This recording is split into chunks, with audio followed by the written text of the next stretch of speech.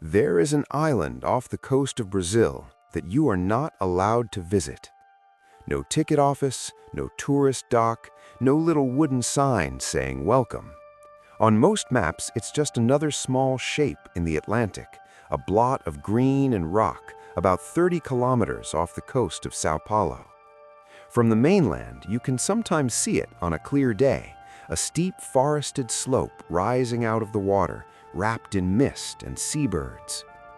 From a distance, it looks ordinary. But if you ask the local fishermen what lies out there, you don't get ordinary answers. They call it Ilha da Queimada Grande. The rest of the world knows it by another name, Snake Island. According to stories, it's a place where there is a snake for every step, where the ground itself seems to move, where branches and stones hide fangs, and where a single bite can end a life before help can even be called. Some legends go further, talking about a lighthouse keeper and his family who tried to live there, only to be driven into the night by snakes slithering through windows and rooftops, dying on the rocks as they tried to reach their boat. Most of those stories are impossible to verify, but one fact is not in dispute. The Brazilian government has closed the island to nearly everyone. The only people allowed to land there are the Brazilian Navy, which maintains a small lighthouse, and a handful of scientists who receive special permission to study the animals that rule the island. If you tried to charter a boat and step ashore on your own, you'd be breaking federal law. Which raises a simple, unnerving question. What could be so dangerous on 43 hectares of rock and forest that an entire island has been declared off-limits?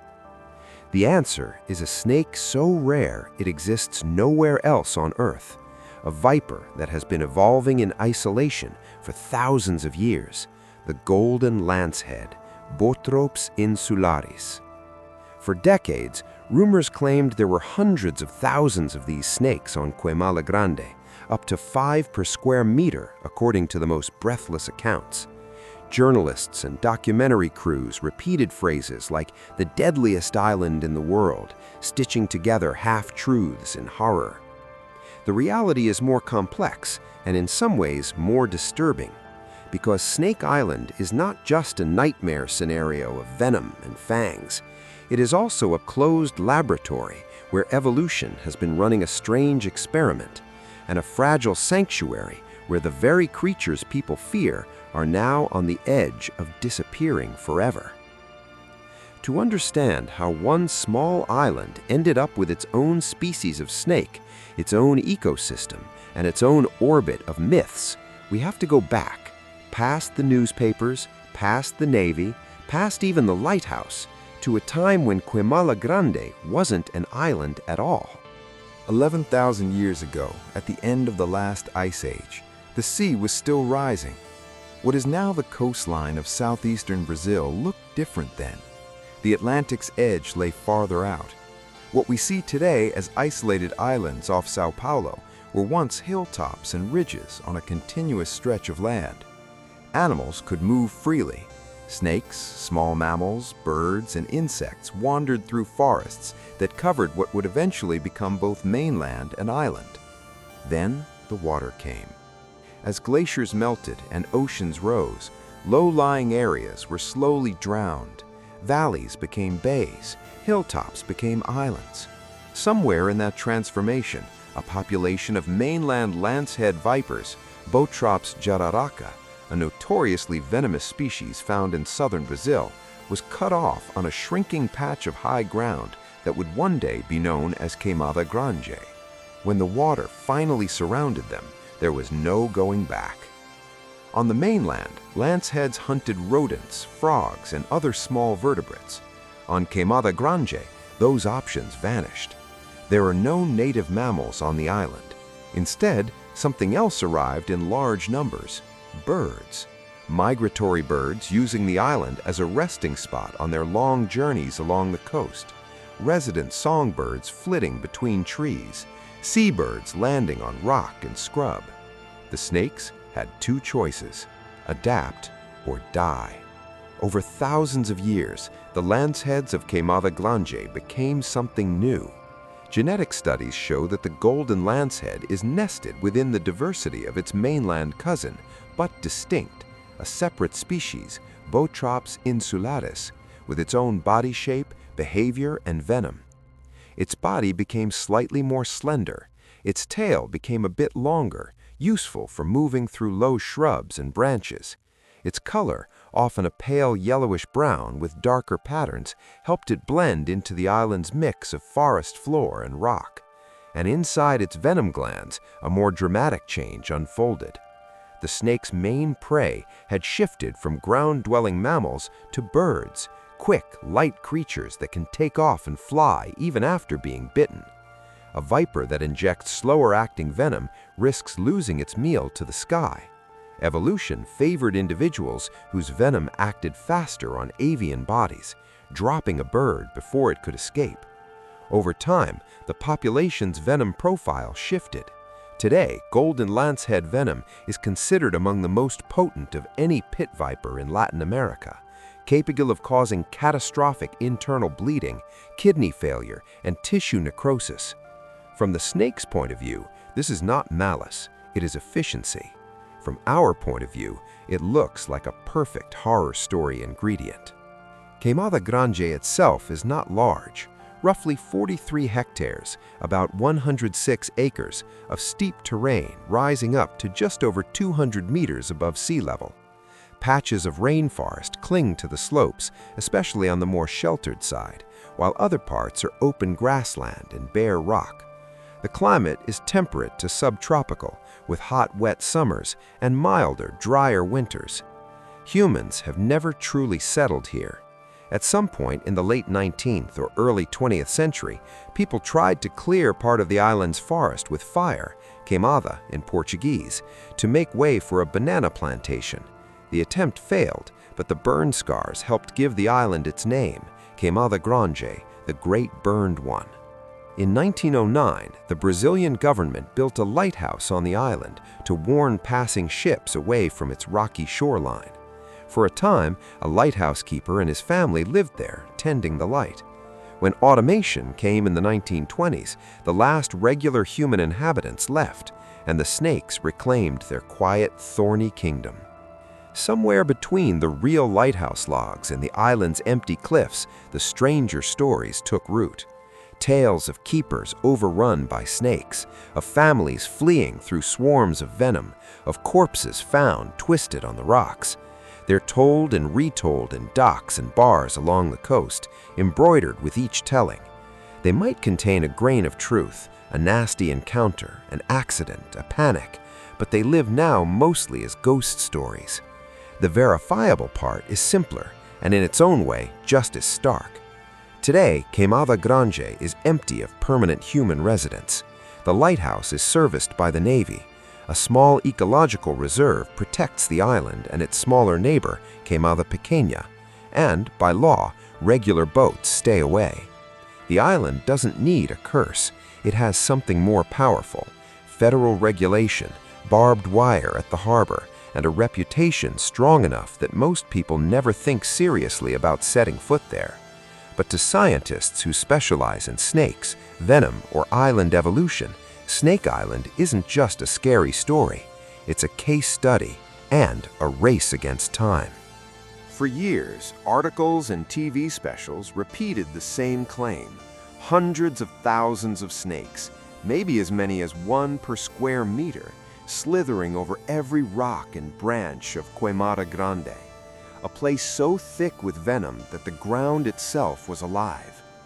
Then herpetologists actually counted.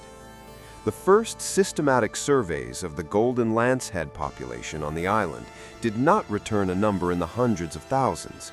They produced estimates in the low thousands, roughly 2,000 to 4,000 individuals, concentrated mainly in the forested areas where birds are most abundant. That is still a lot of snakes for 43 hectares, but it's not an ocean of scales. The one snake per square meter line turned out to be more myth than measurement, a dramatic exaggeration that took on a life of its own. The reality on the ground is more nuanced. In the forest, Golden lanceheads wait in ambush, coiled on branches or hidden in leaf litter.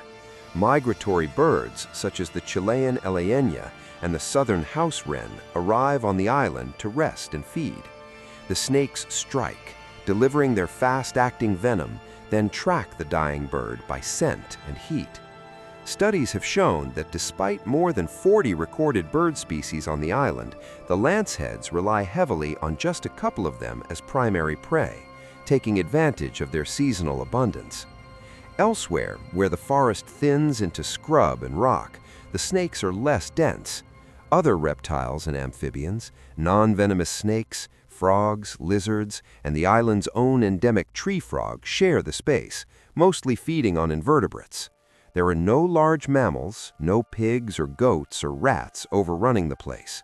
The island's food web is tight, almost minimalistic.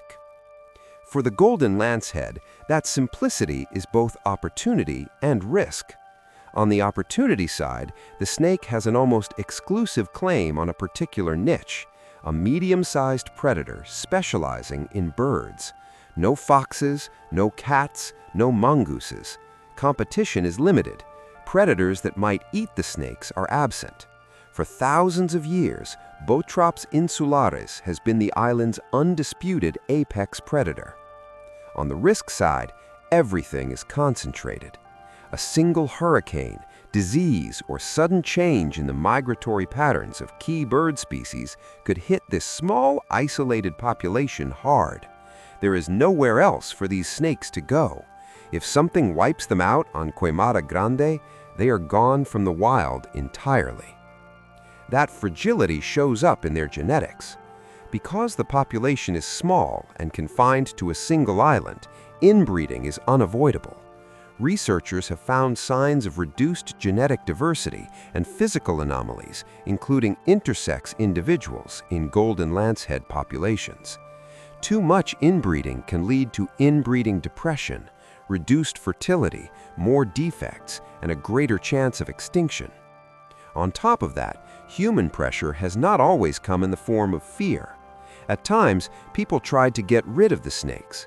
The same burning that gave the island part of its name was at least partly an attempt to clear land and, in the process, reduce snake habitat. Later, vegetation was removed around the lighthouse for Navy operations. Each burn, each cut, shaved away a little more of the snake's environment. Then there's the opposite problem, desire. Because Bothrops insularis exists nowhere else, and because its venom is both dangerous and scientifically interesting, it has become a target for the illegal wildlife trade. Collectors have reportedly offered large sums of money, tens of thousands of dollars, for smuggled specimens. That might sound like a cool windfall to someone willing to risk fines, prison, and a potentially lethal bite. To the species, it is another knife at its throat. Officially, any collection of golden lanceheads requires a scientific permit, and the island is off-limits to tourists, thrill-seekers, and private collectors. But black markets don't advertise, and enforcement across dozens of kilometers of open water is never perfect. If you zoom out, an uncomfortable picture emerges. The snakes that inspired breathless headlines as the deadliest in the world are now listed as critically endangered on the IUCN Red List, threatened by habitat loss, overcollection, and the built-in vulnerability of an entire species confined to a single, very small patch of land. They are not unkillable monsters. They are fragile survivors of a very specific historical accident. Ice ages, rising seas, human fires, and our appetite for stories and rarity, walking a narrow line between myth and extinction. If you open a sensational article about Snake Island, you'll see the same images again and again. Aerial shots of a rocky green island surrounded by deep blue water. Close-ups of golden snakes coiled on branches, their scales catching the light. Headlines promising the most dangerous island on Earth, a place where no one returns, or Brazil's forbidden nightmare. Some of this is marketing. Some of it is based on real danger. Golden lancehead venom is potent. Bites from closely related mainland species can cause massive tissue damage, internal bleeding, organ failure, and death if not treated. The island species, adapted to drop birds out of the sky, has venom that acts quickly on its prey, and its ingredients, proteins and enzymes that disrupt blood and tissue, can cause severe complications in humans. Case studies of lancehead bites describe kidney failure, necrosis, brain hemorrhaging, and intestinal bleeding. Combine that with rocky terrain, dense vegetation, no medical facilities, and a high density of venomous snakes, and you have a very real safety issue. If someone is bitten on Queimada Grande, the nearest hospital is hours away by boat and car. In a severe case, that may be too long. From the government's point of view, closing the island is not a mystery or a curse, it's risk management. The Brazilian Navy controls access. Researchers who want to study the snakes or their ecosystem must apply for permits through the Chico Mendes Institute for Biodiversity Conservation, the federal agency that oversees protected areas. The island and its smaller neighbor are designated as an area of relevant ecological interest, a status that reflects both their unique biodiversity and their sensitivity to disturbance. Behind the scary headlines, scientists are interested in the snakes for more than just their bite. Venom is chemistry, incredibly complex, brutally efficient chemistry. The same compounds that break down prey and damage human tissue can also be turned into tools. Venom of viper venom has already been used in drugs that treat high blood pressure, heart disease, and blood clotting disorders. Researchers studying golden lancehead venom have suggested that, in addition to being dangerous, it may hold clues to new therapies for circulation and cardiovascular problems. In other words, the creature that headlines paint as a pure nightmare might also, indirectly, save lives. There is another twist. The more a species is portrayed as terrifying and deadly, the easier it is for people to justify harming it. If all you know about Snake Island is that it's a place of horror, you might not care what happens to the snakes. You might even cheer for efforts to wipe them out so that humans can use the island for bananas, tourism, or anything else. But from a conservation perspective, Bothrops insularis is not expendable. It is a unique branch on the tree of life, the result of thousands of years of isolation and adaptation.